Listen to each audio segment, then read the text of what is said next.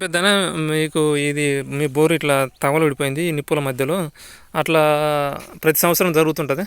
అంటే ఇప్పుడు ఈ బోరే కాకుండా పైపులు కానీ గెట్లకు నిప్పు పెట్టడం కానీ ఇట్లా ఇప్పుడు మీరేమైనా నిప్పు పెడుతున్నారా? మీరు ఇప్పుడు గెట్లకు ఇప్పుడు ఇక్కడ మీరేమైనా నిప్పు పెట్టిండా? మీరు పెట్టలేదు, మరి ఎవరు పెడుతుండ్రో తెలియదు. కానీ మీ బోరు కాలిపోయింది. అట్లే పైపులు కాలిపడిపోతున్నాయి, ఇట్లా చెట్లు కాలిపోతున్నాయి, అడవులు కాలిపోతున్నాయి, ఇట్లా అన్ని కాలిపోతున్నాయి. నిజమా కదా? ప్రతి సంవత్సరం అంటే ఈ ఊర్లో అన్ని మీయే కాదు, చాలా బోర్లు కూడా కాలిపోయినాయి. అట్లే పైపులు కాలిపోతున్నాయి, వైర్లు కూడా కాలిపోతున్నాయి, ఇట్లా జరుగుతున్నాయి. మరి ప్రభుత్వం వచ్చి ఏమన్నా ఎవరైతే తగలబెడుతున్నారో వాళ్ళకి ఏమన్నా శిక్ష విధించడం కానీ లేకపోతే నియంత్రించడం కానీ ఏదన్నా జరుగుతుంది చెప్పు. జరగట్లే కదా? మరి ప్రభుత్వాలు ఎందుకున్నట్టు, ఏం చేస్తున్నట్టు? ఊరికే మనం చెప్పుకోవడానికి ప్రభుత్వాలు వాళ్ళకి ఓట్లు వేస్తున్నాము, మరి నోట్లతో మన మీద దాడులు చేస్తున్నారు. ఈ విధంగా సమాజంలో అరాచకాలు జరుగుతున్నా కానీ పట్టించుకొని ప్రభుత్వం మనకు అవసరమా అంటవా? అవసరం ఉంటుంది ఈ రాజ్యాంగం కానీ ఏదైనా అవసరం లేదు కదా? మరి పర్యావరణానికి కానీ రైతులకు కానీ ఇట్లా అడవులకు కానీ దేనికి రక్షణ కల్పించాలని ఇటువంటి చెత్త రాజ్యాంగం మనకు అవసరం అంటవా? అవసరం లేదు. మనం బతుకులు నాశనం అయిపోతున్నా పట్టించుకునే రాజ్యాంగం మనకు అవసరం లేదు. ఇప్పటికైనా చూడొచ్చు, ప్రతి సంవత్సరం కూడా రైతుల పొలాల్లో కానీ ఇట్లా వైర్లు కానీ తర్వాత ఇల్లులు కూడా అప్పుడు 30 సంవత్సరాల కింద ఇల్లులు కూడా కాలబెట్టడం దగ్గర నుండి ఈ పని చేయించింది కూడా ప్రభుత్వమే అని మనం ఈ సందర్భంగా గుర్తుంచుకోవచ్చు.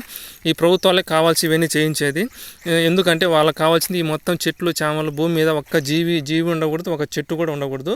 వాడి లక్ష్యం అది. దానికోసమే ఆహార్నిశలు కష్టపడుతుంటుంది.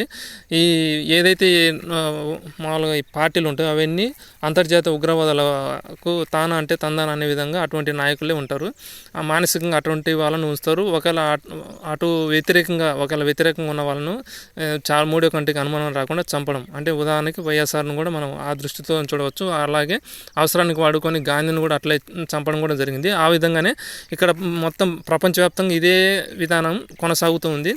గొరిల్లా యుద్ధం కానీ ఇవన్నీ ఉగ్రవాదుల గొరిల్లా యుద్ధం అంటే రెండు వైపులా వాళ్ళ మనుషులనే అంటే శత్రువులను వాళ్ళ ముఠాలో పెట్టుకొని ఒకరినొకరు తన్నుకొని చంపుకునే విధంగా చేయడం, అదే గొరిల్లా యుద్ధ నీతి. అంటే వాళ్ళకి శత్రువులను వాళ్ళ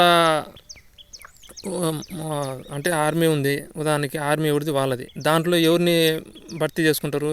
ఉదాహరణకి రామభక్తుల్ని అనుకుందాం. రామభక్తుల్ని ఆర్మీలో జాయిన్ చేసుకుంటారు. ఆర్మీ ఎవరిది? రావణాసుంది. అంటే అటుపక్క పాకిస్తాన్ అంటారు. పాకిస్తాన్ అని ఏమంటారు? పాకిస్తాన్లో ఉదాహరణకి ముస్లిం దేశం అనుకుందాం.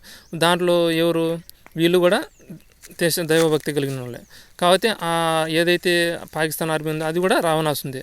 మరి ఇద్దరిని ఒకరినొకరు అంటే ఇద్దరు ఎవరు బంధువులే, ఒకరినొకరు తన్నుకునే విధంగా చంపుకునే విధంగా చేయడం, అదే యుద్ధతంత్రం, గొరిల్లా యుద్ధ తంత్రం అనమాట. అదే విధానంలో మొత్తం ప్రపంచ దేశాలన్నీ తమ గుప్పెట్లో పెట్టుకొని ఈ విధంగా దుష్ట కార్యానికి ఈ మొత్తం ప్రకృతిని నాశనం చేయడమే వాడి అజెండాగా, వాడి కాంక్రీట్ దెబ్బనే విస్తరించడం అది ప్రధాన కుయుక్తి. ఆ కుయుక్తిలో భాగమే ఈ ఎన్నికల సంఘం కానీ ఈ వ్యవస్థలు కానీ ఈ అడవులు తగలబడిపోతుంటే ఉల్కొని పలకని ఈ యొక్క నాయకులు కావచ్చు, ఈ యొక్క అధికారులు కావచ్చు మనం ఇక్కడ చూడవచ్చు. అదే ఈ యొక్క రైతుల ఘోషను మనం ఈ వీడియో ముఖంగా మనం వినిపిస్తున్నాము.